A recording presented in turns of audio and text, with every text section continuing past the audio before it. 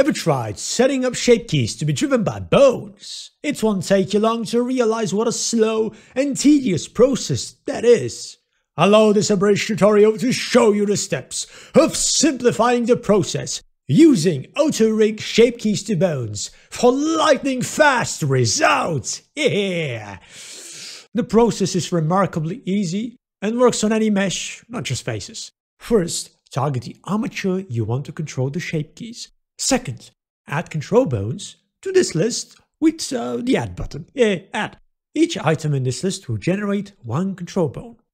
Now, third, under each control bone you've made, select which shape keys you want that bone to trigger when moving it in specific ways.